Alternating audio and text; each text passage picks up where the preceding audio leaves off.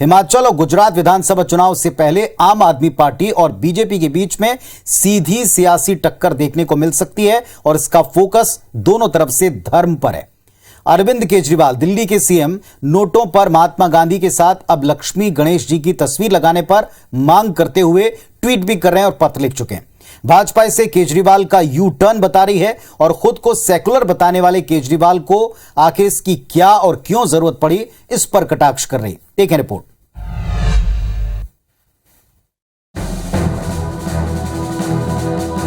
अगर भारतीय करेंसी के ऊपर एक तरफ गांधी जी की तस्वीर है, वो एज इट इज रहे, दूसरी तरफ अगर लक्ष्मी जी की और गणेश जी की तस्वीर होगी तो इससे पूरे देश को उनका आशीर्वाद मिलेगा।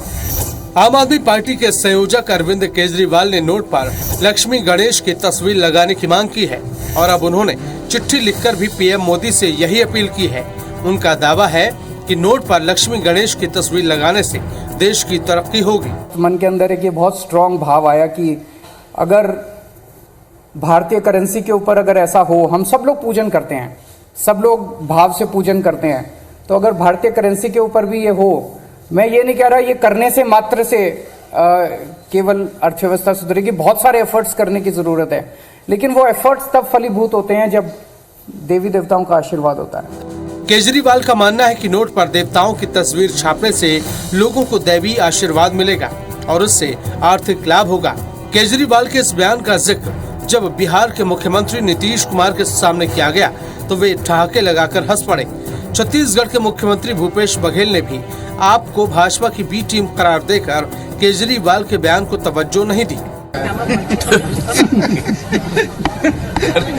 कुछ लोग तो क्या क्या करते रहता है। उसके बारे में कोई टिप्पणी नहीं करूंगा। वो केवल राजनीति करने के लिए वो करते हैं। वो भारतीय जनता पार्टी की बी टीम है, उसके बारे में कुछ बोलना मतलब समय बर्बादी करना है। केजरीवाल ने बैठे बिठाए भाजपा को हमले का बड़ा मौका दे दिया है। भाजपा का कहना है कि ये वही व्यक्ति है जिसने अयोध्या में भगवान राम के मंदिर जाने से इनकार कर दिया था और दिवाली में पटाखे जलाने पर जेल भेजने की धमकी दी थी। देवी देवताओं के अपमान के बाद अब केजरीवाल हिंदू बनने की कोशिश कर रहे हैं। दिवाली मनाने पर जेल में डालने की धमकी देने वाला व्यक्ति आज किस प्रकार का यू टर्न ले रहे हैं, आज किस प्रकार का ढोंग कर रहे हैं, यह भी हम देख रहे हैं। ये वही अरविंद केजरीवाल जी हैं जिनके एक मंत्री राजेंद्र पाल गौतम जी ने आज से चंद हफ्तों पहले मां लक्ष्मी और गणेश जी के लिए जिस प्रकार की भद्दी बातें कही थी, जिस प्रकार से हिंदू देवी देवताओं के खिलाफ कहा था, उपहास किया था, उन्हें गाली देने का काम किया था। लेकिन सवाल यह है कि खुद को सेक्युलर बताने वाले अरविंद केजरीवाल को ऐसी अपील की जरूरत क्या पड़ गई। दरअसल केजरीवाल को जहां चुनाव लड़ना होता है वहां वो भावनात्मक कार्ड खेलते हैं। मौका देखकर वो हिंदू कार्ड खेलने से भी नहीं चूकते।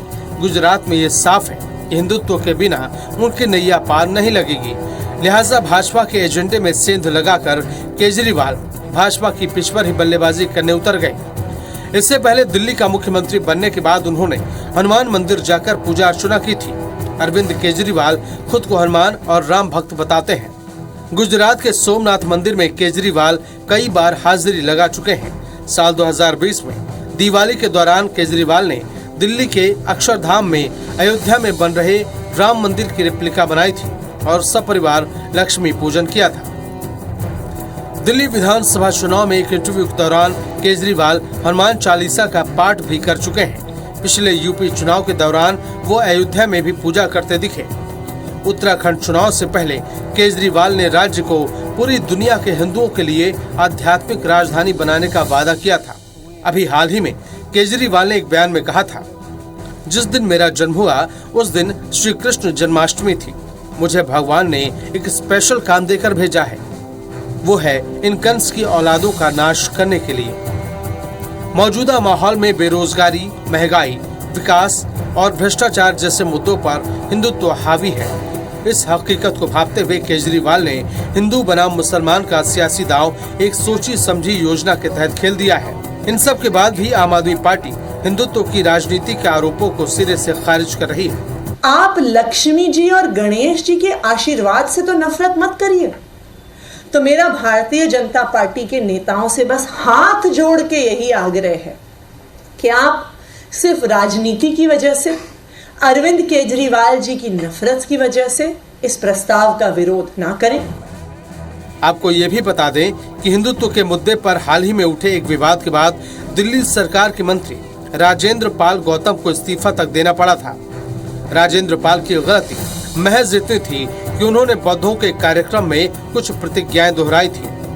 कथित तौर पर इसमें हिंदू देवी देवताओं की पूजा न करने की शपथ शामिल थी। इसके बाद से केजरीवाल लगातार अपनी हिंदुत्ववादी छवि को स्ट्रॉन्ग करने की कोशिश में लगे हैं। ये पहली बार नहीं है जब कोई पार्टी बीजेपी को उसके हथियार से ही घायल करने की कोशिश कर रही है।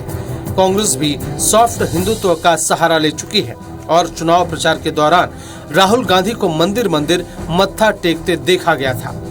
अब केजरीवाल भी उसी लाइन पर चलते दिख रहे हैं। हालांकि हिंदुत्व की पिच पर बीजेपी को घेरना आसान नहीं है। ऐसे में केजरीवाल की मंशा बड़ी रणनीतिक चूक साबित हो सकती है, लेकिन इसमें थोड़ी भी सफलता मिली तो भारतीय राजनीति का बड़ा टर्निंग पॉइंट साबित होगा। फिलहाल अरविंद केजरीवाल ने अपनी चाल तो चल दी है और गेंद उनके विरोधियों के पाले में है। Election desk, IBC 24।